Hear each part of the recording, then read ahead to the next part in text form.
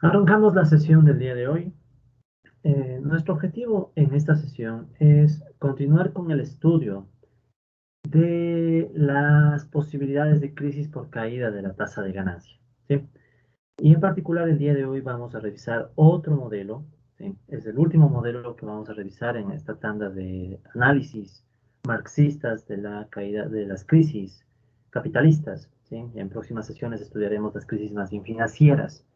Pero hoy día vamos a cerrar con un modelo, ¿sí? Entonces hoy día vamos a estudiar un modelo de acumulación de capital, ¿sí? Un modelo de acumulación de capital y tasa de ganancia. Entonces, seguimos dentro de la gran temática de la posibilidad de crisis a causa de la caída de la tasa de ganancia, ¿ok? Recordemos que en las sesiones anteriores nosotros discutimos el modelo adaptado de Koshimura de caída de la tasa de ganancia. En cambio, ahora lo que vamos a hacer es estudiar otro modelo de tasa de ganancia, ¿ya? Esta vez no es adaptado, esta vez vamos a estudiar un modelo tal cual, y es un modelo planteado por Donald Harris, un autor que ya es bastante conocido para nosotros. Este es un modelo que Harris lo escribe en el año 83, ¿ya?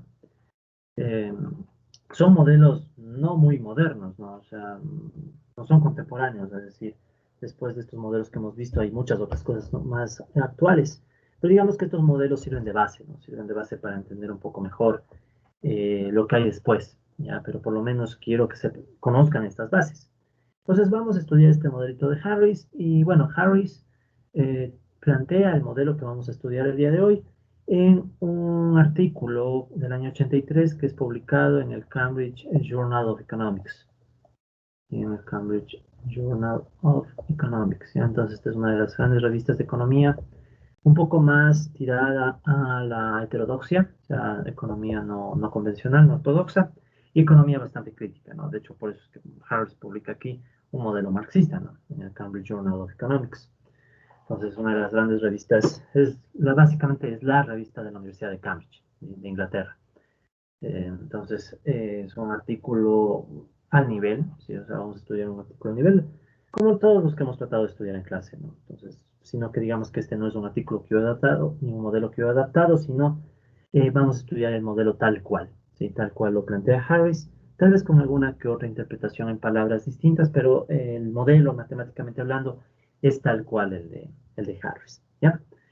Eh, entonces, ¿cuál es el objetivo de este modelo? ¿Sí? Entonces, vamos a destacar desde de entrada, ¿no? ¿Cuál es el objetivo que vamos a cumplir con este modelo de Harris? ¿Ya? Entonces, este es el modelo de Harris de caída de tasa de ganancia. Recuerden que ya vimos un modelo de Harris, pero sectorial, ¿sí? En un modelo de sectores. Este, en cambio, está enfocado a la tasa de ganancia. Entonces, ¿cuál es el objetivo? Bueno, vamos a tratar de entender, ¿sí? Tratar de entender cómo la acumulación de capital, ¿sí? Ahí está en el título incluso, la acumulación de capital.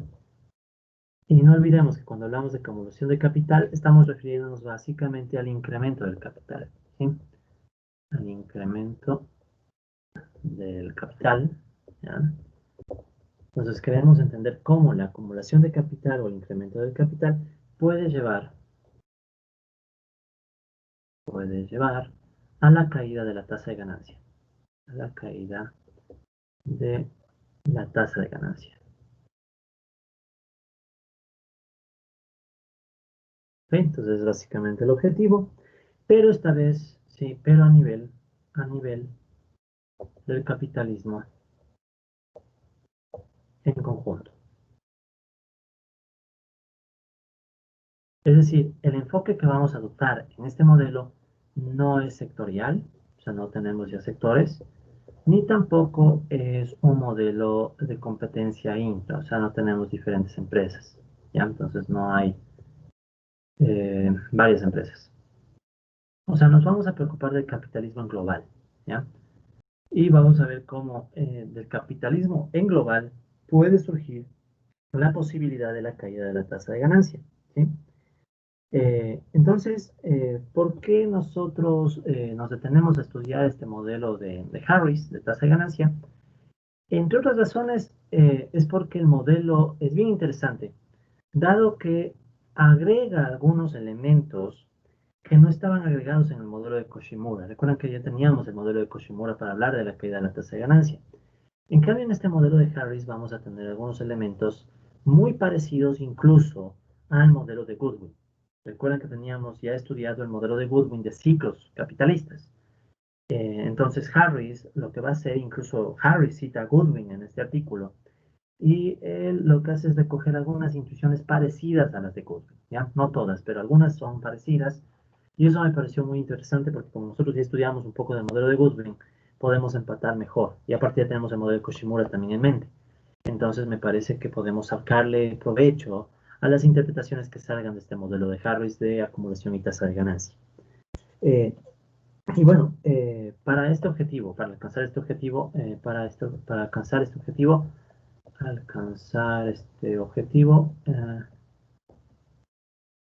hay dos piezas clave en este modelo, ¿no? Entonces hay dos piezas clave que van a tener este modelo de Harris de acumulación y tasa de ganancia. Primero, Harris va a incluir algunos supuestos sobre la determinación del salario. Sobre la determinación del salario. ¿Ya? Eso significa que Harris va a plantear en este modelito, bueno, el salario se determina a través de, y para esto es aquí donde va a tener un comportamiento, el modelo va a tener un elemento muy parecido al que tiene Goodwin. ¿Sí? Recuerden que Goodwin tenía una ecuación justamente para hablar del salario, y esta ecuación era la curva de Phillips. ¿Sí? Entonces, Goodwin incluía una curva de Phillips en su modelito para poder representar el vínculo entre salario y tasa de empleo. ¿Ya? Entonces, en este modelo de Harris también vamos a tener algo parecido. ¿Ya? De hecho, es muy parecido lo que va a meter Harris en su modelo. Y aparte de eso, Harris va a incluir supuestos sobre el cambio tecnológico. ¿Sí? Sobre el cambio tecnológico y sus efectos. Tecnológico y sus efectos. ¿Ya? Entonces esto es bastante interesante. Y recuerden que cuando hablamos de cambio tecnológico, usualmente dentro del marxismo, lo que esto implica es alguna variación en la composición orgánica del capital.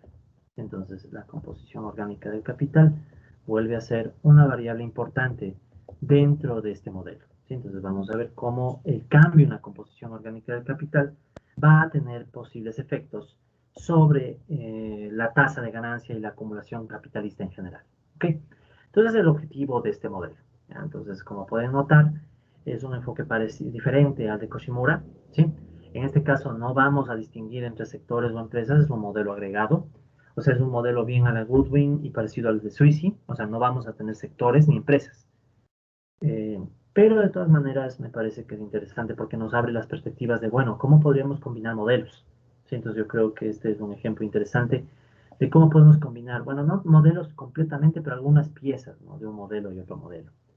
Ok, entonces voy a tratar de seguir el orden que plantea Harris en su artículo original, ¿sí? En el Cambridge Journal of Economics. Entonces lo que vamos a hacer es más bien seguir el orden que está planteando Harris en su artículo, ¿ya?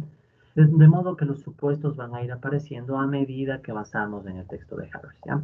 Esto con el objetivo de si por si acaso alguien desea leer el artículo original de Harris que van a tener disponible en el aula virtual o van a tener disponible en los documentos que yo difundo para quienes estén siguiendo libremente este curso.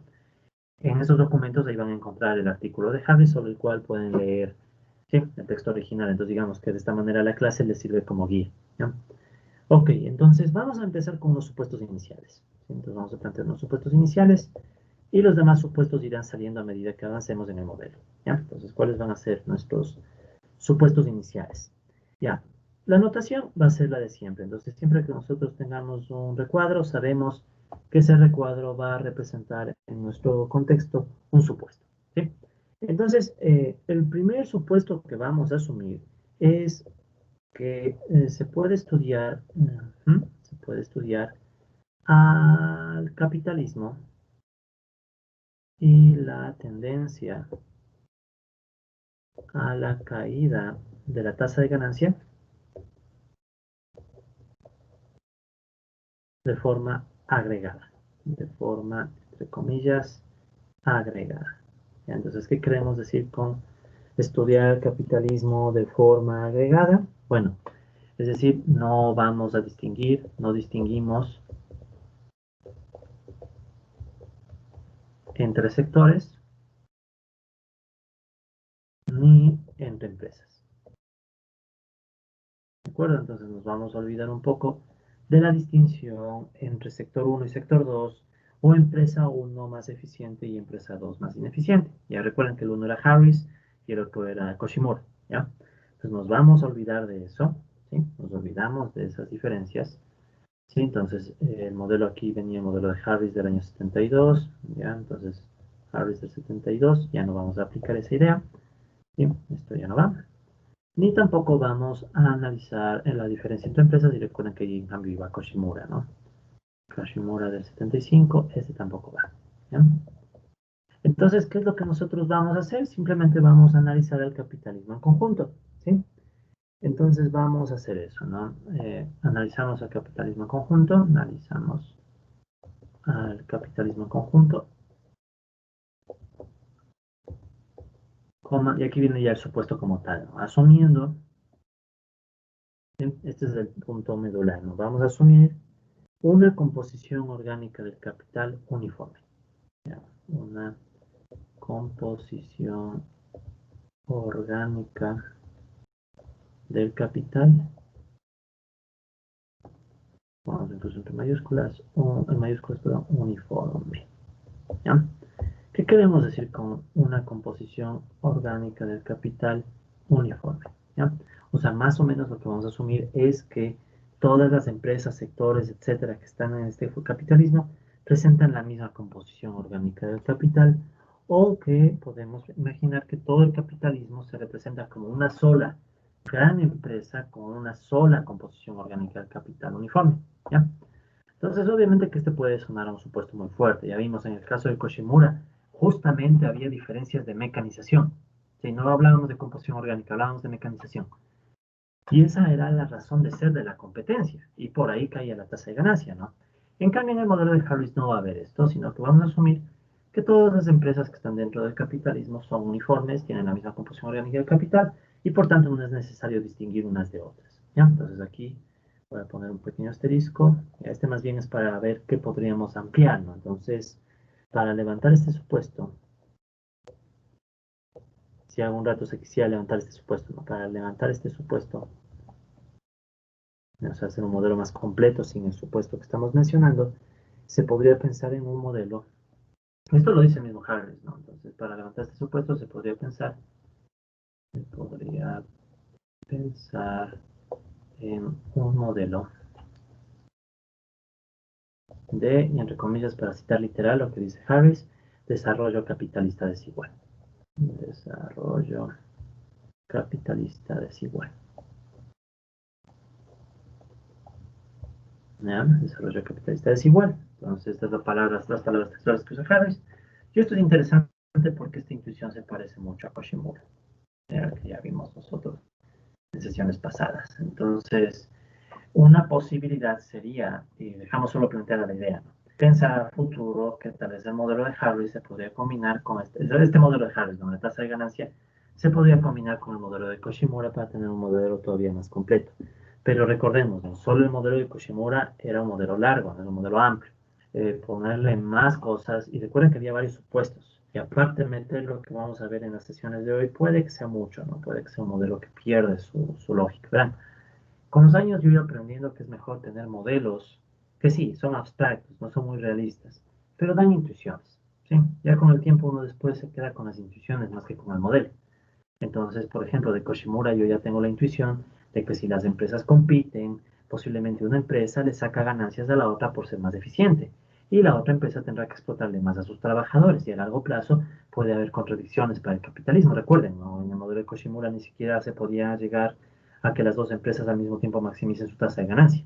O maximiza la una o maximiza la otra, pero no las dos. Y eso ya digamos que es la intuición importante del modelo, ¿no? Entonces, con los años uno se va quedando más bien con la intuición del modelo, y bueno, el modelo lo puede desarrollar o puede ser nuevos modelos, pero es la intuición lo importante, ¿no? Entonces, a futuro se podría hacer un modelo mucho más grande, pero obviamente que lo importante sería hacer ese modelo si se ganan más intuiciones.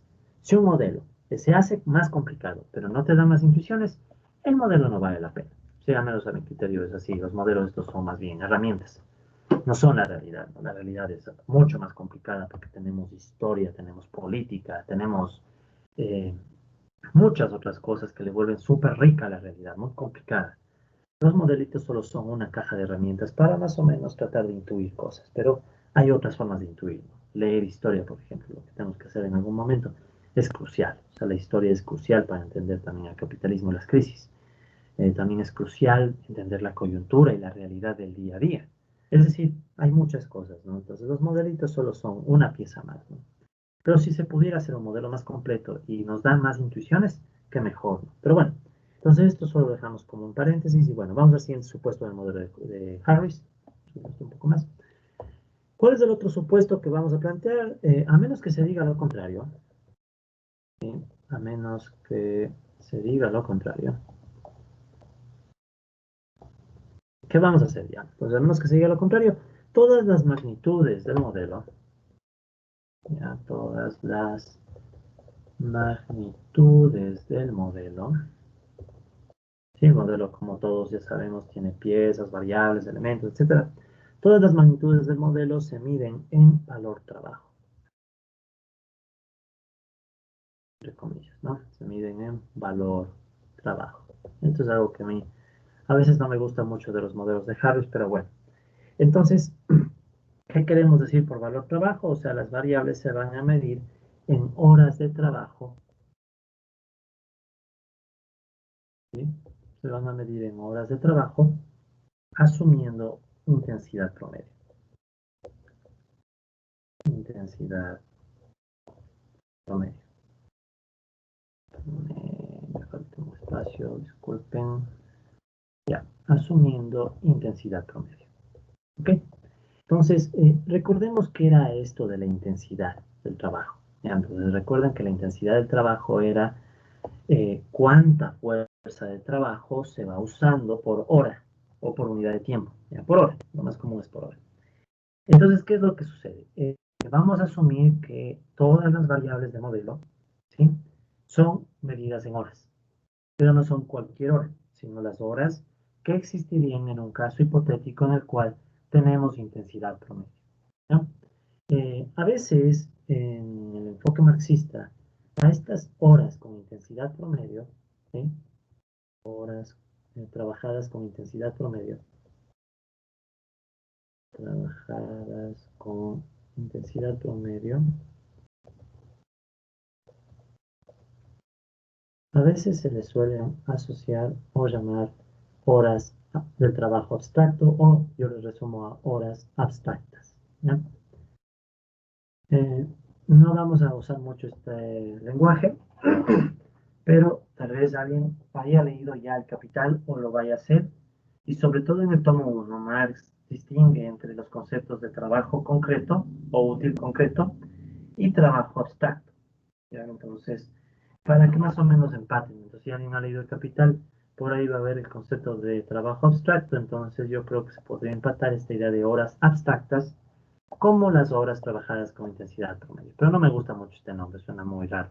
En cambio, decir horas trabajadas con intensidad promedio se puede imaginar, ¿no? O sea, todos estamos midiéndolo en horas, pero asumiendo que todas las horas se trabajan con la misma intensidad.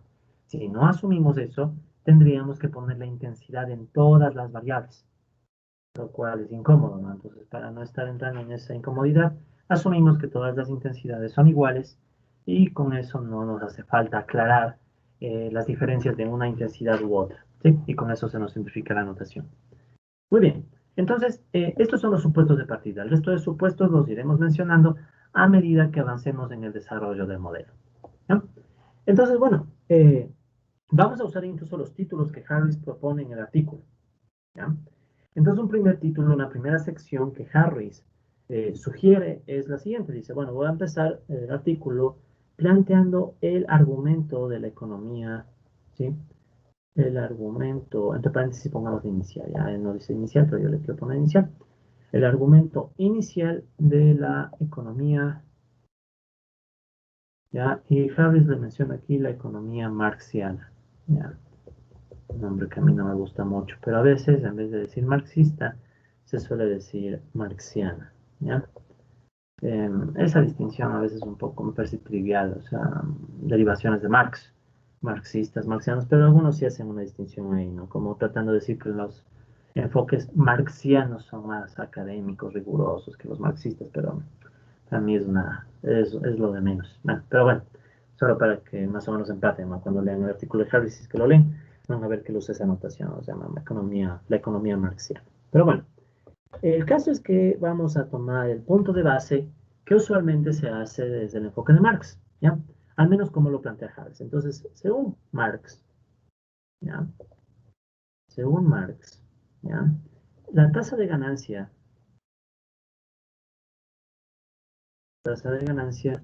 se define como, ya, entonces, ¿cómo vamos a definir la tasa de ganancia? Entonces empezamos con nuestras primeras ecuaciones. Igual, voy a usar la numeración de Harris, tal cual, ya, entonces voy a guiarme tal cual por la numeración de Harris, entonces puede haber ecuaciones sin numeración, pero es porque están así mismo en Harris, ¿ya? Entonces de todas maneras voy a tratar de ser bien claro en cada paso que hacemos, pero voy a usar la numeración de él. Entonces dice, bueno, voy a plantear la tasa de ganancia, le vamos a llamar R a la tasa de ganancia, y la ecuación que va a estar aquí va a ser bastante ya conocida para nosotros. S sobre C más B. ¿Ok? Entonces esta sería para nosotros la tasa de ganancia, ¿sí? Pero distinguiendo algo más. Todo está medido en horas, ¿sí? Todo está medido en horas. Por tanto, por tanto, S y B también están en horas, obviamente. Y Harris va a decir lo siguiente, bueno, si S y B están medidos en horas y C también, tengo que reinterpretar un poquito esta ecuación para no cometer errores, ¿ya? Entonces, vamos primero a escribir qué significan cada uno de los elementos de esta ecuación en este contexto, ¿ya? Eh, para ello, de paso, podemos escribir otra ecuación de una vez, ¿ya?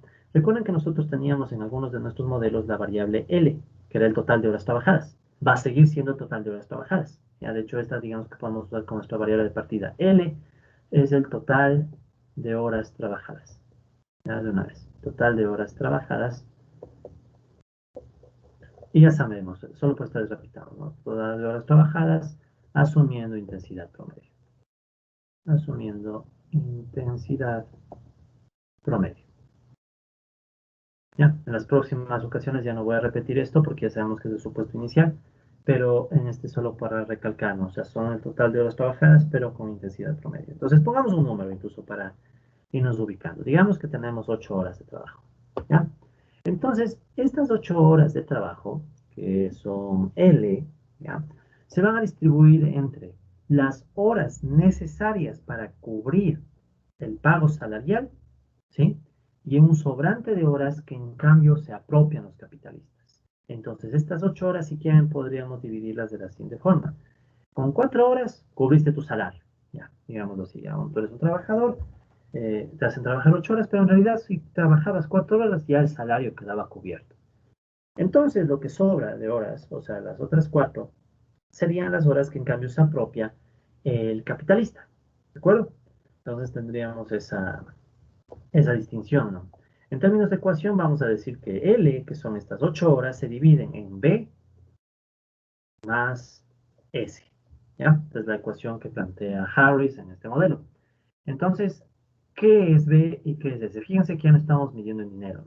Para mí, a mí no me gusta mucho esto. Yo he preferido que Harris hable de dinero, pero bueno, no lo hace. Entonces, recojamos la idea que él está planteando aquí en horas, ¿ya? Entonces, ¿qué es lo que estamos diciendo con esta ecuación? Estaríamos diciendo básicamente que B, ¿sí? Es qué cosa. Ya, B son las horas. Ya sabemos, horas asumiendo intensidad promedio, pero ya, son las horas necesarias, ¿sí? Horas necesarias para eh, reponer lo que, o bueno, para reproducir la fuerza de trabajo, como decía, para reproducir la fuerza de trabajo. ¿Qué queremos decir con reproducir la fuerza de trabajo? Ya, entonces vamos a resaltar esto, reproducir la fuerza de trabajo por medio, ¿sí? Por medio o bueno, para reproducir la fuerza de trabajo por medio, no me gusta el por medio, hacemos otro término, ¿ya? Para reproducir la fuerza de trabajo reconocida a través del salario, o cuyo valor se reconoce, cuyo valor, eso se llama, cuyo valor se reconoce en el salario. Ya está un poquito intrincado decir esto. La otra opción que podríamos usar, o sea, ahí está dicho de forma rigurosa, ¿no? Pero si quisiéramos ser un poco más, simplificar un poco la idea, básicamente diríamos que B son las horas necesarias para reponer el salario. ¿Sí? Horas necesarias para reponer el salario.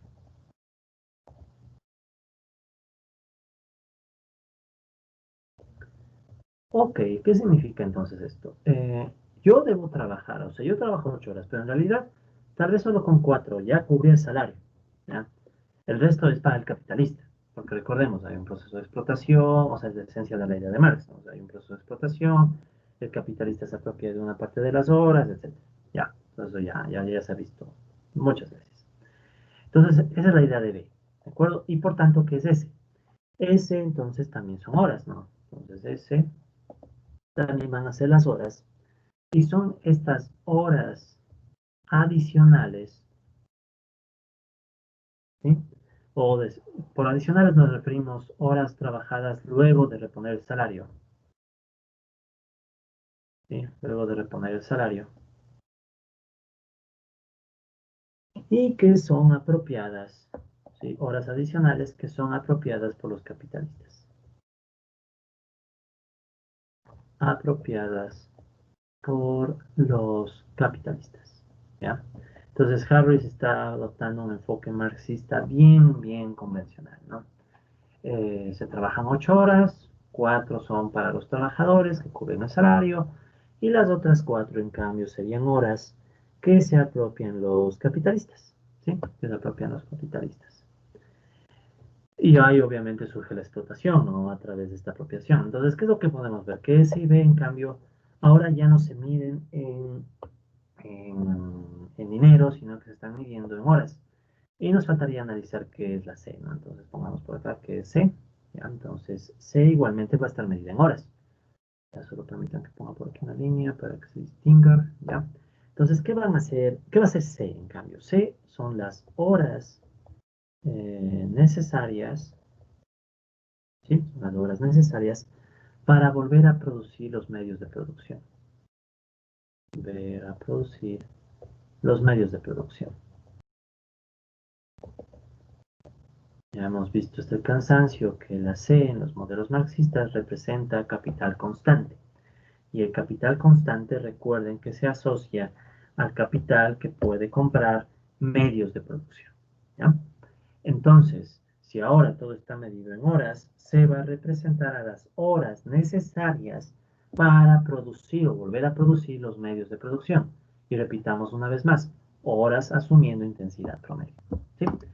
Ok, entonces, con todo eso, ¿sí? Si quieren suponer, bueno, ese ya sabemos que son 4 horas, B son 4 horas, y podríamos suponer que C son 80 horas, ¿ya? Porque serían las horas necesarias, por ejemplo, para producir una máquina.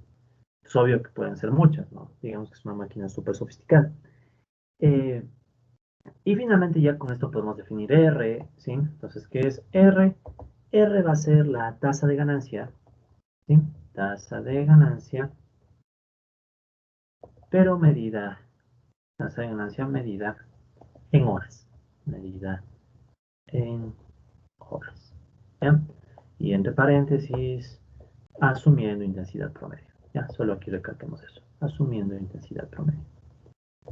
¿Sí? Yo creo que una de las fuertes limitaciones de los modelos como el de Harris y otros que usan valor trabajo en horas o valor trabajo es que no distinguen mejor el rol de la intensidad. Yo creo que si uno pone el rol de la intensidad en estas variables, el modelo podría ser mucho más completo. ¿Sí? Pero bueno, ya esa es otra cuestión. Listo, entonces ya tenemos nuestras primeras variables con estas dos ecuaciones. ¿Sí? Entonces estas son las dos ecuaciones iniciales. Y aquí vamos a incorporar un nuevo supuesto. ¿Ya? Entonces vamos a incorporar un nuevo supuesto, que creo yo es el supuesto 3. ¿Ya? Entonces, ¿qué supuesto vamos a incorporar ahora? Vamos a poner el supuesto 3. ¿Ya? Entonces, el supuesto 3 que vamos a incorporar aquí es que vamos a asumir que todos los medios de producción, ¿sí? Todos los medios de producción,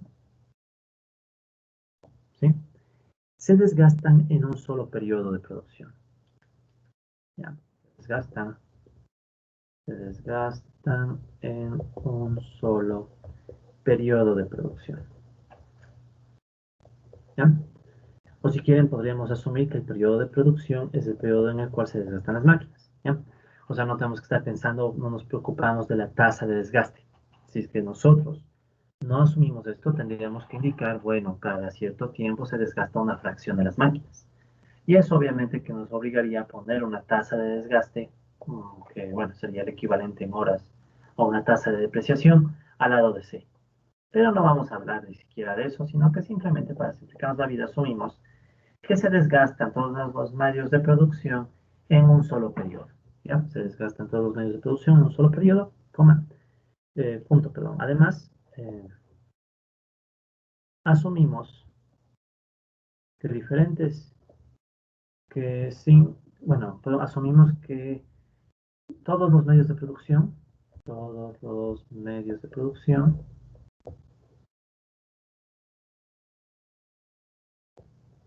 pueden medirse de forma agregada en horas. Pueden medirse de forma agregada,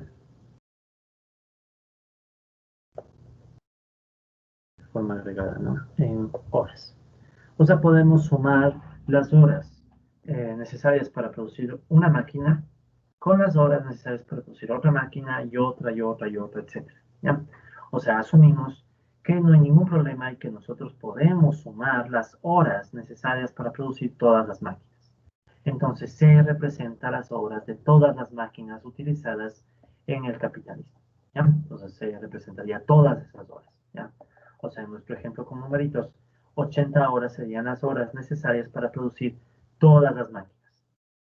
Eh, Esto está dejando detrás esta polémica de, bueno, se pueden agregar diferentes máquinas en una misma unidad. Es algo parecido a la controversia de los cambios, a la controversia del capital.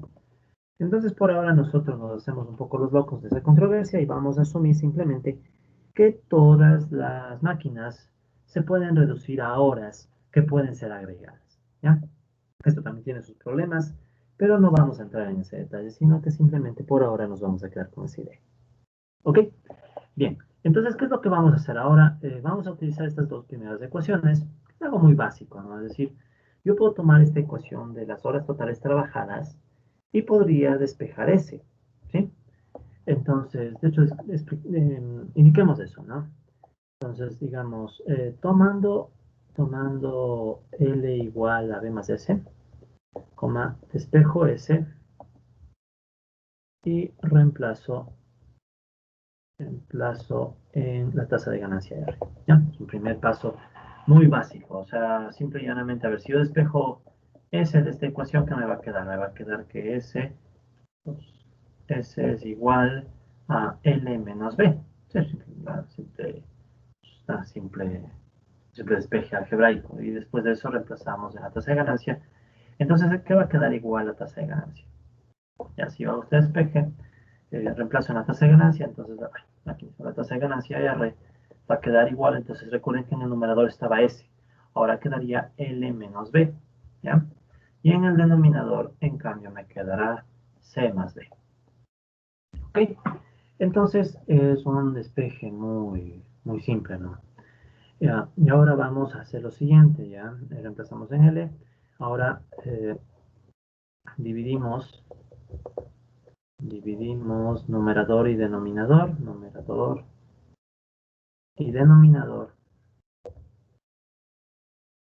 para L, ¿ya? Entonces, del pasito que hace Harris, dice, ok, ya tenemos esta ecuación, entonces dividamos numerador y denominador para L, ¿ya? Al hacer esa división, ¿qué nos va a quedar? Nos va a quedar, son pasos muy simples, versus todo lo que ya hemos hecho en este curso. Esto obviamente es trivial, pero bueno, no está de más hacerlo con calma. Entonces, vamos a dividir numerador y denominador para L. Nos va a quedar L sobre L menos B sobre L, o sea, una vez distribuimos la división, y abajo nos va a quedar C sobre L más B sobre L. ¿Ya?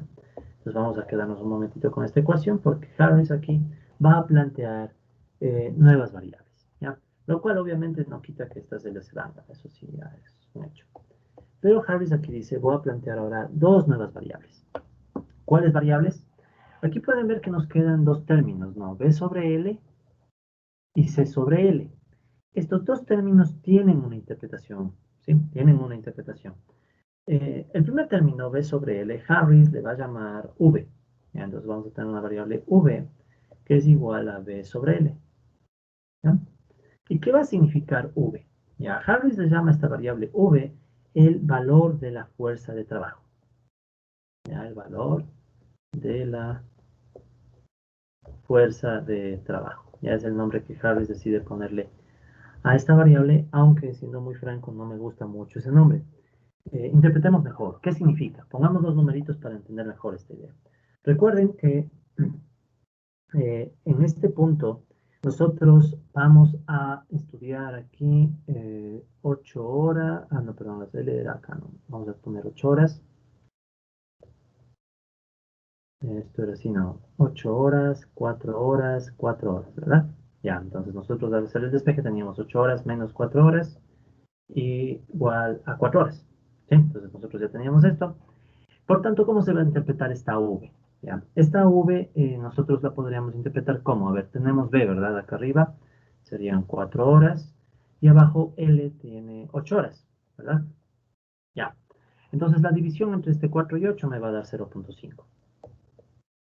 Y no hay mucho más que decir, ¿no? ¿Qué es este 0.5? Llamarle valor de la fuerza de trabajo es muy genérico, ¿ya? Es muy, muy genérico. Entendamos un poco mejor qué significa este 0.5. La idea es esta, ¿no? Si hemos trabajado 8 horas y de esas 8 horas, 4 van para los capitalistas y 4 se quedan conmigo, ¿ya? Esto es como si por cada hora que yo trabajo, la mitad es para cubrir salario y la otra mitad obviamente es para las ganancias, ¿sí? Es decir, esta V en realidad lo que me está diciendo, y es lo que vamos a poner entre paréntesis, lo que me está diciendo esta variable V es la fracción de cada hora de trabajo, una fracción promedio, no, fracción promedio de cada hora de trabajo,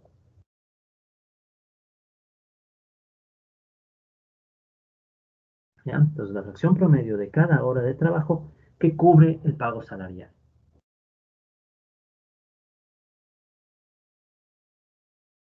¿Sí? Es como quien dice, ok, yo trabajo una hora y por cada hora la mitad, nada más, es la que cubre el salario. El resto va para el capitalista.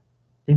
Entonces, esta variable V me parece que tiene una interpretación mucho más interesante cuando la vemos como fracción, ¿no? Entonces, V es la fracción de hora que va para el trabajador. ¿Sí? O sea, de toda la hora que estoy trabajando como obrero, 0.5, o sea, la mitad, es para mí mismo. El resto es para el capital. ¿Ya? Entonces, esta variable V tiene una interpretación económica importante. ¿Ya? Pensemos en la otra variable, o el otro término, C sobre L. ¿Ya? Solo permítanme, voy a tratar de subir esto un poco para que se pueda visualizar mejor. ¿Ya? Un segundo, voy a subir esto un poco más. Ya. Eso, solo para que me alcance aquí la otra variable. Bien, ¿cuál es la otra variable en este modelo? La otra variable sería C sobre L, ¿no? C sobre L, Harris le va a llamar, y no es una muy buena elección, pero bueno, le va a llamar Q, ¿sí? ¿Y qué significa Q? ¿Ya? Pues primero igual, pongamos los numeritos para que nos ubiquemos en nuestra historia, ¿no? Recuerden que a C le pusimos, si no me equivoco, 80 horas, ¿ya? Entonces C va a ser 80 horas. 80. Y en cambio L era el total de horas trabajadas, 8. Entonces, si yo divido 80 para 8, me va a quedar 10. ¿Qué significa este 10? O sea, por cada hora de trabajo, ¿sí? Por cada hora de trabajo, hay 10 horas en máquinas. Entonces, si ven, no es una relación trabajo-máquinas. ¿Ya? No es perfecta porque hoy estamos midiéndole en horas, pero es esa la intuición. O sea, por cada hora de trabajo hay 10 horas en máquinas. Es 1 a 10 la ratio. Es 1 a 10. Entonces, esta ratio de aquí me está tratando de decir cómo se está mecanizando la producción. Porque si yo tengo más máquinas, es de esperar que C, o sea, las horas asociadas a esas máquinas aumenten. Es de esperar, pero no siempre pasa. Por eso es imperfecta la medición. Pero es una idea, ¿no? Es parecida a la mecanización. ¿Se acuerdan que nosotros teníamos en el modelo de Koshimura la división entre máquinas y gente? ¿Sí? Entonces, o bueno, máquinas y horas. Entonces, es muy parecido. O sea, en estricto rigor, yo a esta variable le llamaría la mecanización. Sin embargo, siguiendo a Harris, para cuando ustedes en algún momento deseen leer el artículo, esto de aquí se le conoce como, o Harris le llama, la composición orgánica del capital. Composición orgánica del capital. Para Harris, esta es la composición orgánica del capital, porque está vinculando el total de máquinas versus el total de gente. ¿Ya? A mí en lo personal no me gusta mucho esto. Si yo hubiera podido, esto obviamente está medido en horas, ¿no? Pero si, pongamos incluso, medido en horas, ¿no? Aunque ya sabemos que todo está en horas, medido en horas. Ahora, si yo hubiera podido escribir el artículo en vez de Harris, aunque bueno, no lo he hecho, algún rato lo haré, pero por ahora no interesa eso. Lo importante es que nosotros interpretaríamos esto como la mecanización. ¿Sí? Esta sería en cambio la mecanización. Entonces, como pueden notar, tenemos estas dos variables, ¿no? La una variable es la fracción de hora que va al trabajador, ¿sí? Esta vez sobre L. Y en cambio C sobre L es la mecanización, ¿ya? Pero siguiéndole a Harris sería el valor de la fuerza de trabajo y la composición orgánica del capital, ¿ya? Eh, Esto obviamente ya podemos reemplazar en nuestra ecuación. O sea, nosotros tenemos esta R, aquí ya tendríamos un 1, B sobre L es V minúscula y Q minúscula. ¿Ya? Entonces vamos de una vez a hacer esos despejes en una lámina B. ¿Ya? Entonces vamos a poner la lámina B aquí. Y en la lámina B vamos nosotros a hacer el despeje nada más, ¿no? El reemplazo, perdón. Entonces reemplazando todo. Reemplazando todo. ¿Qué nos va a quedar? La ecuación es muy básica, ¿no? R igual 1 menos V en el numerador y en el denominador nos va a quedar Q más V. ¿Sí? Entonces, para todo lo que hemos hecho en estas sesiones, este fue un mero trámite, ¿no? Algo bastante simple. Y esta es la ecuación 1. Entonces, Harris a esta le llama la ecuación 1. Y notemos que tiene esta ecuación 1. Bueno, R obviamente es la tasa de ganancia. Tasa de ganancia. V es básicamente lo que se reconoce a los trabajadores, ¿de acuerdo? Lo que se reconoce a los trabajadores a través del salario, ¿no? Trabajadores. Y Q es la mecanización. Y nada más. Entonces, si pueden notar, la tasa de ganancia queda reducida a estos tres factores. ¿Sí? Entonces, estos tres factores de aquí componen la tasa de ganancia. Bueno, dos factores, no tres, dos. Tres factores son los que están en la ecuación, pero estos tres, uno es la tasa de ganancia. Estamos diciendo que la tasa de ganancia depende de lo que se reconoce a los trabajadores, la V, y depende de Q, la mecanización, o lo que Harris llama la composición orgánica del capital. ¿Ya? Sobre la composición orgánica del capital, voy a poner aquí otro paréntesis, y es por qué hay tantas definiciones de composición orgánica del capital. El mismo Harris, recuerden que en el modelo que él plantea sectorialmente tenía K igual C sobre B, y él le llamaba esto la composición orgánica del capital, y ahora está cambiando. Ya, a mí no me gusta mucho esa práctica, a mí me gustaría tener siempre la misma variable para todo. Pero bueno, hay que darle un punto a favor a Harris, porque Harris menciona en el artículo y lo deja muy claro y dice, no hay consenso. No hay consenso en cómo interpretar, ¿sí? En cómo interpretar la composición orgánica del capital, la composición orgánica del capital, ¿sí? Eh, planteada por Marx, ¿no? O sugerida por Marx. Entonces esto es algo que es verdad, sugerida por Marx. Marx en su obra no aclara completamente qué quiere decir por composición orgánica del capital. Da la idea, pero no es muy riguroso. Entonces algunos interpretan de una forma, otros de otra manera. Entonces, bueno, eso digamos que un poco le da la pauta a que Harris pueda interpretar de esta manera la composición orgánica del capital. ¿Ya? Entonces, otra posible extensión del modelo sería replantear la composición orgánica del capital para incluir otro enfoque, ¿no? O sea, y piensen que tampoco estamos tomando en cuenta el problema del dinero, ¿no? Todo está medido en horas, entonces nos olvidamos que hay un problema de precios, que ya vimos en el modelo de Koshimura que era importante el problema de precios, ¿ya? Pero bueno, Pero quiero llamar su atención por un momento en la variable b. ¿Ya? La variable b, ¿sí? Entonces, analizando,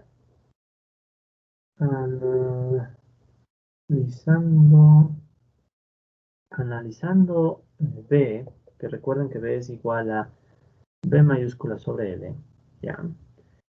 Podemos plantear lo siguiente, ¿ya? Entonces tenemos la variable b, que es, repito, b mayúscula sobre l, y aparte sabemos que l es igual a s más b, ¿sí? Entonces son ecuaciones muy básicas. Entonces podemos hacer lo siguiente, tomemos b, ¿sí? Tomemos b, y reemplacemos l, ¿ya? Entonces si yo reemplazo l, ¿qué me va a quedar? En el numerador no pasa nada, se queda b, y en el denominador en vez de l va a estar s más b, ¿sí? ¿Ya? Ahora, dividamos numerador y denominador en esta ecuación para b mayúscula. ¿Sí? Entonces dividimos numerador y denominador para b, ¿y qué me va a quedar entonces? Me va a quedar la siguiente ecuación. V igual. En el numerador queda 1, sí, no hay mucha historia ahí. Y abajo, ¿qué me queda? V sobre v, de nuevo es 1, más. Y aquí me queda la variable s sobre b. ¿Ya? Harris no lo menciona, así solo lo dice en palabras, por eso es que estoy haciendo este pequeño paso intermedio. ¿Qué es S sobre B? Recuerden que en algunos modelos pasados habíamos llamado a S sobre B la E. Sí, esta E. Y básicamente, como todo está medido en horas, esto decimos que es una aproximación de la tasa de explotación. ¿Sí? La tasa de explotación porque está medida en horas. Está medida en horas. Con intensidad promedio, no, de nuevo, con intensidad promedio. Si no estuviera aquí la intensidad promedio, estaríamos un poco complicados porque tendríamos que poner también las intensidades. Pero por ahora esto está medio en intensidad promedio, entonces recordemos, ¿no? L eran 8 horas, de las cuales 4 se van al capitalista, 4 a los trabajadores. Entonces, si por ejemplo aquí yo divido 4 horas y 4 horas, me va a quedar una tasa de 1, ¿verdad? Entonces, si yo divido estas, me van a dar una tasa de 1. ¿Qué significa esto? Que por cada hora que trabaja el obrero, la otra hora va al capitalista. Entonces, si ven, no es una hora para el obrero, y por cada hora para el obrero, una hora para el capitalista. ¿Ya? Aquí ya hay explotación, obviamente, ¿no? O sea, no habría explotación cuando esto es cero, o sea, cuando no hay ninguna hora para el capitalista y todas las horas son para los trabajadores. Entonces, obviamente, ya no tendríamos capitalismo, tendríamos otro tipo de sociedad. Pero bueno, en el capitalismo sería esto, ¿no? Y repito, como todo se está midiendo en horas, no hay problema, pero si estuviéramos midiendo en precios, ya sabemos que esto es diferente. ¿Por qué? Aquí pueden ya empezar a adaptar un poco los modelos. Sin hacer el modelo de Koshimura de nuevo, sabemos que si yo pongo aquí precios, la ganancia del capitalista ya no es solo por la explotación. La ganancia también puede ser porque el capitalista le quita ganancias a otro capitalista, a ser más eficiente. ¿Se acuerdan de eso, no? Entonces ya en dinero esta variable ya no refleja solo la explotación. ¿Sí? Entonces estos son los detalles que empezar a entender mejor de los modelos, ¿no? O sea, la intuición. Si yo mido esto con dinero, obviamente la ganancia ya no es solo explotación. ¿Sí? Eso es lo que a veces falla a mucha gente que interpreta a la ligera Marx. Como interpretan a la ligera Marx, ven que una empresa gana muchísimo, pero no tiene muchos trabajadores y dicen, ¿cómo es que gana mucho si no tiene a mucha gente para explotar? Porque parte de la ganancia se obtiene de la ganancia de otras empresas. Y eso pasa mucho en el mundo centro-periferia. Las empresas del centro tienen ganancias extraordinarias que obtienen, al menos desde un enfoque marxista, gracias a que están explotando la periferia. Entonces sacan recursos de la periferia para tener más ganancias en las empresas de los centros. ¿Okay? Pero bueno, el punto que voy es que esta es la tasa de explotación, entonces yo podría reemplazar y me quedaría qué cosa, que V es igual a 1 sobre, y en vez de S sobre B sería E más 1. ¿Sí? O sea, resulta ser que esta fracción que plantea Harris tiene una relación inversa con la tasa de explotación. ¿Por qué nos importa esto? Si yo reduzco V, ¿sí? Si yo reduzco V, esto equivale a aumentar la explotación. ¿Sí?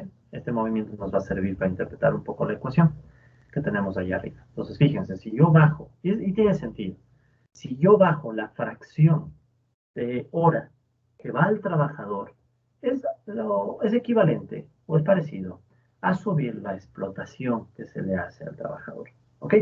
Entonces quiero que noten este vínculo que hay entre estas dos variables. ¿Sí? Harris no va a mencionar la variable de tasa de explotación ni hace estos pasos intermedios, que son un poco evidentes, ¿no? Pero igualmente los hemos hecho para que tengamos clara la interpretación. O sea, si sube, o perdón, si baja V, ¿ya?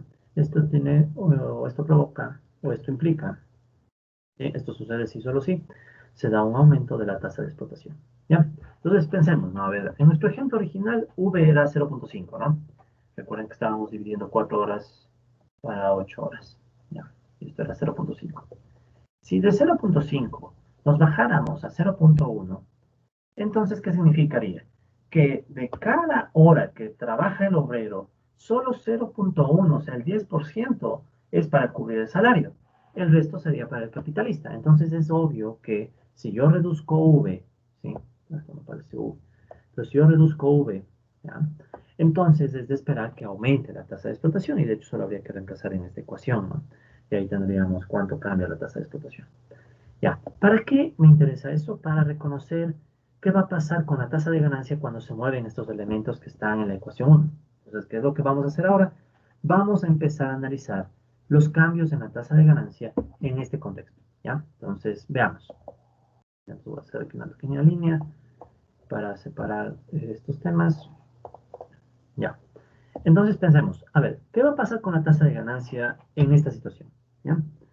Eh, Lo que va a decir Harris aquí es que, bueno, tomemos la ecuación de nuevo, ¿no? Tomemos R igual 1 menos V sobre Q más V, ¿ya? Entonces aquí podemos ver que la tasa de ganancia está dependiendo solo de dos factores, Q y la V, ¿ya? V representa cuánto del trabajador, cuánto de la hora de trabajo va al obrero, y Q representa la mecanización.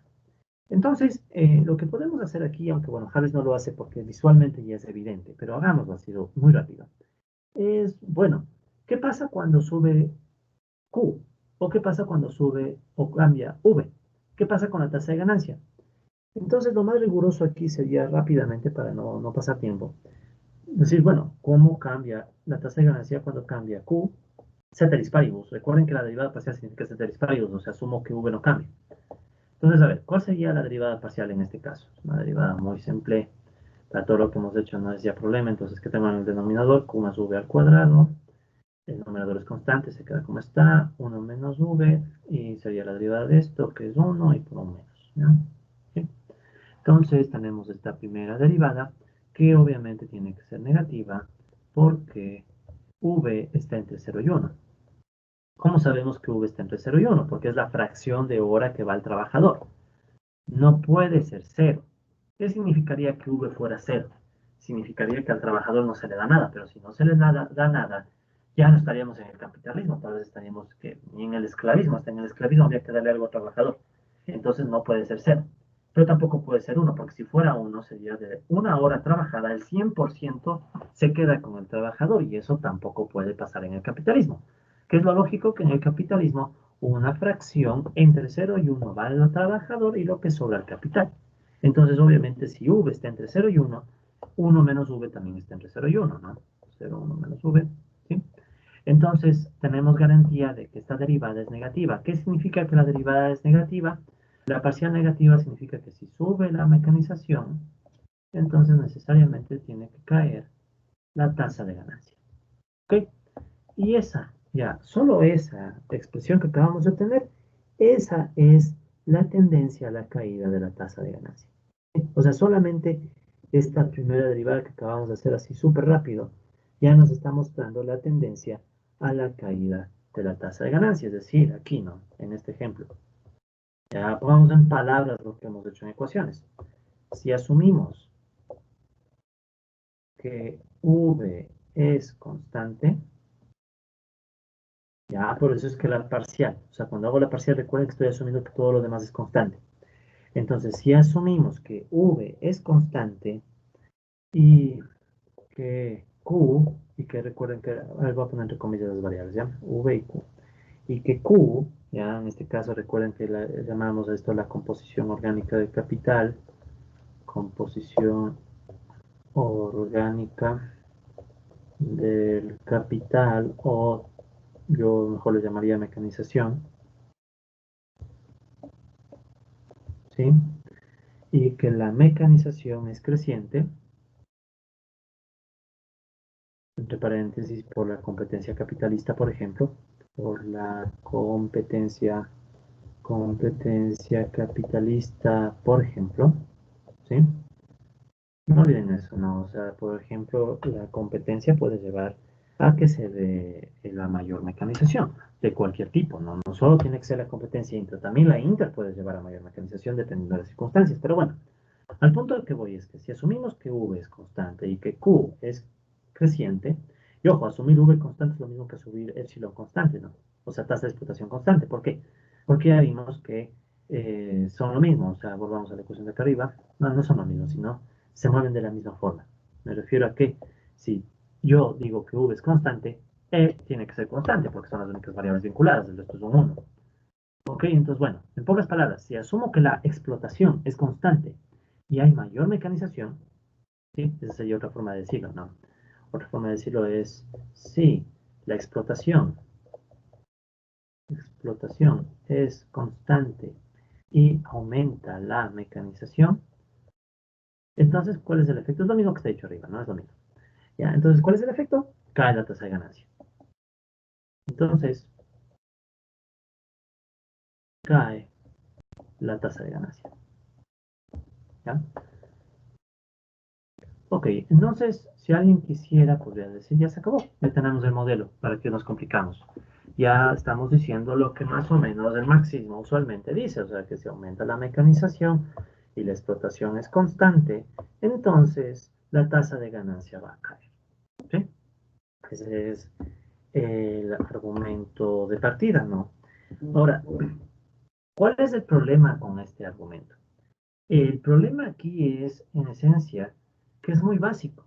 O sea, es un argumento que nace prácticamente de la definición.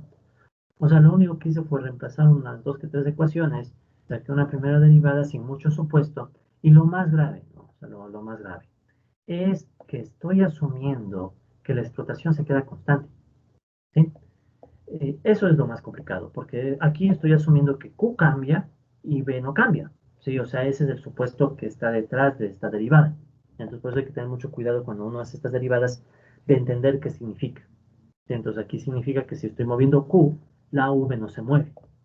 Y ese es un problema, porque tal vez si se mueve Q, también se mueve V, ¿no? Entonces, ¿qué es lo que va a decir Harris sobre esto? Dice, bueno, este argumento es demasiado básico. Este argumento es demasiado básico. No, ni siquiera dice básico. Lo que va a decir aquí Harris es que este argumento es una tautología. Entonces le va a llamar así, ¿no? Tautología. ¿Ok? ¿Por qué le va a llamar tautología a este argumento? Bueno, básicamente porque viene de la definición, o sea, es una verdad evidente. Miren, Q está en el denominador. Si Q crece, R cae. O sea, ni siquiera necesitamos sacar la derivada. Entonces, al punto al que se va es que esto nace de la definición de tasa de ganancia. O sea, esto es algo que a veces el marxismo convencionalmente no suele ver. Si volvemos a la ecuación original de la tasa de ganancia, la que nosotros tenemos aquí, fijémonos, ¿qué significa que se acumule? Significa que crece C y B. Entonces ya con que crezca C y B, cae la tasa de ganancia. Y no se mueve S. O sea, es evidente. Es decir, viene de la definición. Entonces Habermas va a decir que esto no es suficiente para hablar de lo que Marx hablaba de caída de tasa de ganancia, porque Marx tenía más cosas dentro del argumento de la caída de tasa de ganancia. ¿Ya? Entonces dice Harris que este argumento es demasiado básico, ¿sí? O es una tautología. ¿Qué significa una tautología? Que siempre es verdad. Y eso no sirve, ¿no? ¿Por qué? Es un argumento demasiado básico porque se encuentra limitado, se encuentra limitado, se encuentra limitado por el supuesto, ¿ya? Por el supuesto de que crece Q y B constante. Es decir, no se aclara el vínculo, no se aclara el vínculo entre estas dos variables, o sea, entre Q y V. O entre la mecanización y la explotación, porque recuerden que dentro de V viene la idea de explotación. ¿Por qué es importante esto? Porque veamos qué pasa ahora si cambia V. ¿Ya? Entonces tomemos la misma tasa de ganancia, ¿sí? Ponemos la misma tasa de ganancia que nuestra ecuación es de R igual 1 menos V, disculpen, 1 menos V, Q más V. Ya es la misma tasa de ganancia, ya la que ya teníamos. Pero ahora veamos qué pasa cuando cambia V, o sea, saquemos la derivada de R cuando cambia V, ya que es igual.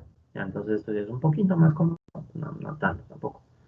Entonces una derivada de una fracción, esta vez v está en el numerador y denominador, entonces ¿qué hay que hacer? Primero tengo que, bueno, abajo el denominador quedará al cuadrado, luego tengo que sacar la derivada del numerador por el denominador. La derivada del numerador es menos 1, o sea, menos, y el denominador es q más v, ¿sí?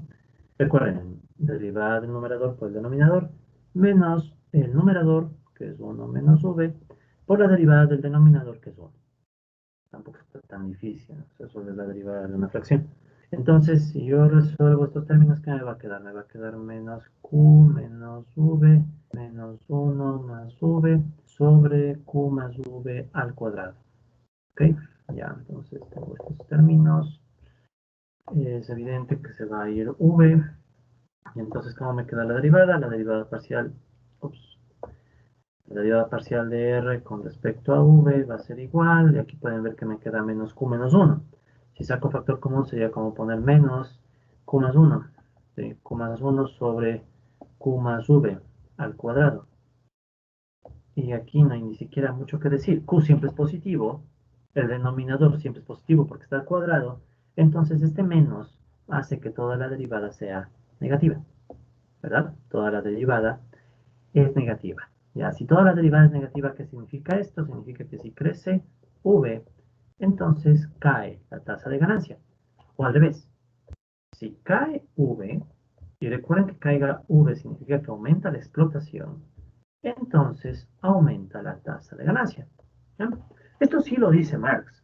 Marx dice o habla de esto justamente, ¿sí? Marx habla de esta posibilidad en lo que él llama las causas contrarrestantes. ¿Sí? O sea, aquellas causas que evitan la caída de la tasa de ganancia, y esto es evidente. Si aumenta la explotación a los trabajadores, lo cual significa que por cada fracción de hora trabajada, por cada hora trabajada, perdón, la fracción que cubre el salario es menor, entonces es de esperar que la tasa de ganancia del capitalista aumente porque les está explotando más. ¿Sí? Entonces, esto es evidente, ¿no? Esto es claro, ¿no? No hay mucho a dónde ir. Pero entonces la pregunta clave aquí es, ¿cuál es el vínculo entre Q y V? Porque el vínculo entre Q y V no necesariamente es de asumirse constantes. Ejemplo muy fácil. Si se mecaniza más la producción, es probable que los trabajadores sean más productivos. Si son más productivos, puede hacerse más fácil o requerir menos horas la producción de alimentos. Si la producción de alimentos requiere menos horas, entonces los trabajadores ya no necesitan tantas horas para cubrir el salario, si asumimos que ellos solo reciben un salario para alimentos. Entonces, ¿qué pasa? Que la mecanización puede abaratar la comida y al abaratar la comida puede disminuir la fracción de hora que los trabajadores necesitan para cubrir su salario y por tanto los capitalistas pueden ganar más. Entonces, a lo que voy es básicamente que Q y V pueden estar vinculadas. ¿Sí? Pueden estar vinculados y eso hace que no necesariamente el argumento que estamos viendo hasta ahora y la tendencia que vimos hace unos minutitos sea válida. O sea, ¿sí? Entonces, aquí obviamente faltan más elementos. Sino que, repito, a veces hay enfoques marxistas que se quedan hasta esta derivada, o sea, solamente dicen no, sube Q, cae R y ya demostraron todo. Y no es así. La historia es más compleja. Es como el modelo de Koshimura. Recuerden que el modelo de Koshimura había varios supuestos que estaban detrás, que cuando los pusimos en el modelo nos daban un comportamiento mucho más complejo, ¿no? Entonces algo parecido va a suceder acá también, ¿no? Ok. Entonces, bueno, ahora lo que vamos a plantearnos, o lo que se va a plantear Harris, es, antes de nada, ¿no? En esta misma lógica, ¿no? Que si yo bajo V, aumento la explotación y sube la tasa de ganancia, pero entonces Harris se plantea una duda que es importante, dice, ¿qué limita? ¿O cuál es el límite? ¿Cuál es el límite para reducir V? Para reducir V. ¿Ya? O sea, ¿qué le limita al capitalista? Porque, bueno, el capitalista podría decir, bueno, voy a bajar V casi hasta cero. Pero obviamente no puede eliminar o no puede bajarle hasta cero, porque si le baja a cero, Los trabajadores simplemente se mueren de hambre y ya no hay trabajadores y ya no hay explotación y ya no hay capitalismo. Entonces Harris va a decir, bueno, existe, ¿sí? Existe un mínimo o una fracción mínima, llamemos, ¿eh? Existe una fracción mínima y él le llama B minúscula estrella, ¿sí? Existe una fracción mínima, B minúscula estrella, eh, por debajo de la cual, por debajo de la cual no puede caer, no puede caer V, ¿ya? Si quieren, este B estrella es como un mínimo, pero ya mínimo, o sea, no puedes caer por debajo de eso. Es decir, en otras palabras, Harris dice que sí, V puede caer, pero cumpliendo, cumpliendo que esta V tiene que ser mayor o a lo sumo igual a B estrella, ¿ya? ¿De acuerdo? Entonces, ¿cuál es la idea? La idea básicamente es que si quieren, este B estrella recoge justo lo que decíamos, los alimentos, ¿ya? Entonces, B estrella podría recoger los alimentos. Entonces, mínimo, mínimo, tienes que cubrir subsistencia. ¿Ya? Recuerden que, de hecho, ¿qué es lo que cubría el salario? ¿Ya? Entonces, recuerden que el salario en una situación adecuada debería cubrir subsistencia del individuo, subsistencia de la familia, capacitación de la fuerza de trabajo y las llamadas condiciones histórico-morales. Sin embargo, se le puede hacer caer a V, ¿sí? Pero mínimo, mínimo se podría decir que este es, por ejemplo, la subsistencia. Si no se cubre ni la subsistencia, entonces obviamente el capitalismo corre riesgo de quedarse sin trabajadores, ¿ya? Pero aquí viene justo lo que decíamos. Podría pasar, podría pasar que si aumenta la mecanización, entonces baje V, entre paréntesis, o no, no, vamos a mover, ¿ya? Podría pasar que si sube la mecanización, ¿ya? Bajan las necesarias, horas necesarias para producir alimentos, ¿de acuerdo? Para producir alimentos. Y si bajan las horas necesarias para producir alimentos, entonces puede bajar B estrella. Y por tanto hay más posibilidades de que también baje V, porque se le está bajando al mínimo. O sea, si bajas el mínimo necesario, entonces los capitalistas podrían presionar a bajar el salario. ¿Sí? Entonces, si pueden notar, solamente viendo esta idea del mínimo, que puede haber un vínculo entre Q y V. Entonces ya no es tan sencilla la historia, o sea, ya no puedo asumir set de disparios. O sea, ya no puedo hacer la derivada parcial y quedarme con esta historia básica. Bueno, la de arriba. ¿Sí? Ya no puedo quedarme con esta historia básica, sino que tengo que decir algo más, porque hay un posible vínculo entre las variables Q y V. ¿Sí? Entonces eso es un punto que cabe destacar sobre el límite que puede tener la variable V. ¿Qué más podemos decir sobre este tema? Ya para ir cerrando esta primera parte preliminar, ¿no? Estos primeros preliminares del modelo de Harris, de tasa de ganancia. Seguimos en la misma pregunta. ¿Cuál es el límite para reducir V? Entonces reflexionemos otra vez. ¿Qué es V? ¿Qué es la variable V? Entonces notemos que recuerden, V era igual a B sobre L, ¿verdad? B sobre L. De esta ecuación yo podría tomar L que está dividiendo y pasar a multiplicar. Entonces yo podría decir que V multiplicado por L es igual a B mayúscula. ¿Sí? La misma idea, simplemente estoy pasando L que está dividiendo a multiplicar. ¿Ok? Entonces pensemos, poniéndole de nuevo valores, ¿no? Entonces L, recuerden que era 8 horas, V era 4 horas y esto era 0,5. Entonces sería como decir que yo tengo 4 horas que son igual a 8 horas multiplicadas por esta tasa de 0,5. Entonces es como que yo digo que 0,5 es una tasa, ¿no? Que me dice cuánto de lo trabajado va para el trabajador, ¿sí? Cuánto de las horas trabajadas va para el obrero. Entonces multiplicamos por 0,5. Entonces lo que Harris va a decir es que esto de aquí, si nos fijamos con atención, se parece mucho a cuando hacemos el análisis con dinero. En vez de V, ¿qué sería cuando tenemos dinero? W. ¿Sí? Entonces piensen, antes es V, cuando tenemos horas de trabajo, pero si tuviéramos dinero, tendríamos W. ¿Sí? Entonces lo que dice Harris es, solo viendo estas ecuaciones, notamos que hay un vínculo entre B y W. ¿Y qué es W en este ejemplo? Ya, entonces esta es una variable ya muy estándar, ¿no? Este es el salario por hora. Salario por hora. ¿Ya? Pero vamos a asumir que es un salario por hora en términos reales. O sea, dejamos de lado la inflación. ¿sí? En términos reales. No metemos el tema de la inflación. Ojo, y aquí una cosa bien interesante. Este salario por hora, si esto no dice Harris, pero esto lo voy a incorporar ahorita antes de olvidarme. Este salario por hora no necesita asumir intensidad promedio. ¿Sí? Este es un punto clave que no se suele destacar a veces en el marxismo. El salario por hora es por hora, o sea, no te están pagando por intensidad promedio, ni pueden medir la intensidad promedio todavía. Entonces te pagan eso salario por hora. Obviamente que asumen que trabajas con ciertas condiciones, pero ya en la práctica no necesariamente trabajas con las condiciones que se asumen, ¿no? O sea, puedes estar trabajando con una intensidad mayor o menor. Entonces esto sí vale la pena un poco destacarlo, que tal vez en un modelo más completo, cuando metamos intensidades, sabremos que en el salario el L que le acompaña no necesariamente es un L que esté ajustado por intensidad, solo son horas comunes y silvestres, o sea, estas no serían horas con intensidad promedio, simplemente son horas. En estos modelos, como se asume intensidad promedio y no se pone la intensidad, se asume que es lo mismo. Pero en un modelo más completo habría que distinguir que el W va a las horas, mientras que las otras variables serían horas ajustadas por intensidad. ¿Ok? Eso simplemente lo quería dejar apuntando para algún momento si se hace algún ajuste al modelo. ¿Ya? Entonces, pensemos, ¿no?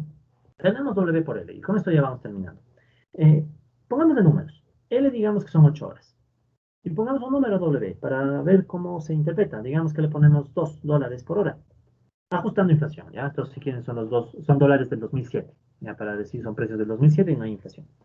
Si yo multiplico 8 horas por $2 la hora, ¿qué voy a obtener como resultado? Se van las horas, 2 por 8, esto es igual a $16. Entonces, esos serían los dólares que en total recibe el trabajador en un día de trabajo. Obvio, ¿no? 8 horas, $2 por hora, entonces recibe 16. Pero entonces fíjense que hay un vínculo entre esta fracción de 0.5 y los $2 por hora. Es decir, ¿cómo yo paso de los $2 por hora? Algo debe suceder para que yo llegue al 0.5. Y para ser más explícito, recuerden que 0.5 es hora sobre hora. ¿Sí? ¿Cómo sé que es hora sobre hora? Porque, bueno, es la división, 4 horas sobre 8 horas. Entonces, hora sobre hora, sino que como se simplifica, no se ven las unidades. Entonces, yo tengo que multiplicar a este 2 por ¿cuánto? Para llegar al 0.5. Obviamente, en términos numéricos esto es evidente, tengo que multiplicar por 0.25. ¿Pero qué? 0.25 horas por dólar, ¿verdad? Porque si yo hago esta multiplicación, ¿qué sucede? Se van los dólares y se van las horas y me va a quedar el doble de 0.25 que es 0.5. O sea, se cumple la igualdad. Es decir, poniendo esto en símbolos, la fracción V, ¿sí?, es igual al salario multiplicado por un factor que le permite pasar de dinero a horas. ¿Sí? Pero como también hay horas abajo, entonces se simplifican las horas, pero al final es un factor que permite pasar de dinero a horas. Harris le va a llamar a ese factor lambda, ¿ya? Entonces le va a llamar lambda, ¿ya? Entonces disculpen que a veces las letras griegas se usan de forma muy abusiva en los modelos, ¿no? En otro modelo que vimos lambda tenía otra interpretación, pero bueno, es parte de... entonces tenemos esta ecuación, ¿sí?, que es con la que estamos cerrando básicamente el modelo, perdón, la discusión de hoy. ¿Qué es lambda? Entonces, si se fijan, lambda es un factor que permite pasar de horas a dinero. Entonces, Harris le llama a este lambda simplemente un valor trabajo, ¿ya? Le llama un valor trabajo, el valor trabajo necesario para cubrir el salario por hora. Pero aquí lo que yo más bien le voy a llamar a esta variable es un factor de paso. ¿Ya? Este para mí es más interesante llamarle esto un factor de paso, ¿ya? Un factor de paso de dólares a horas, ¿sí? De dólares a horas de trabajo. ¿Sí? Y aquí dejo la duda de qué pasa con la intensidad. ¿Sí? Pensemos qué pasa con la intensidad. ¿Ya? Habrá que tener claridad de cuál es el rol de la intensidad aquí. No lo vamos a meter, porque eso sería un modelo más complicado, pero bueno. Ok, a esta ecuación que hemos escrito, W por lambda igual a V, le llama Harris la ecuación 2. ¿Ya? De nuestro modelito. Y con esta ecuación vamos a cerrar la sesión de hoy. ¿Sí? En donde, ¿qué hemos hecho? ¿Ya? Recapitulando muy rápido. Hemos planteado qué sucede con la tasa de ganancia cuando sube la composición orgánica del capital. Vimos que se cae la tasa de ganancia, ¿sí? La vimos, esta derivada negativa. Pero luego vimos que no es suficiente porque puede haber un vínculo con la otra variable, con V. Por ejemplo, a través del mínimo. O sea, si aumenta la composición orgánica y la mecanización, pueden caer las horas necesarias para producir alimentos, o sea, los medios de consumo, cae el mínimo y por tanto los capitalistas podrían bajar esta fracción que va para los trabajadores y por tanto aumentar la explotación, ¿sí? Y recuerden que esta caída de V significa un aumento de la explotación. Ok, entonces por ello Harry se preocupa y dice, bueno, vamos a ver cómo funciona mejor esta V y le vincula el salario. ¿Por qué le vincula el salario? Porque recuerden que para el salario se puede incorporar más elementos en el modelo, en concreto una curva de Phillips. Lo que hacía Goodwin para analizar el salario real, ¿sí? Salario por en términos reales, metía una curva de Phillips. Entonces lo que vamos a hacer en la próxima sesión es entender mejor qué pasa con W, ¿de acuerdo? Y de paso también qué sucede con este lado, ¿ok? Entonces con eso cerramos la sesión y la grabación del día de hoy.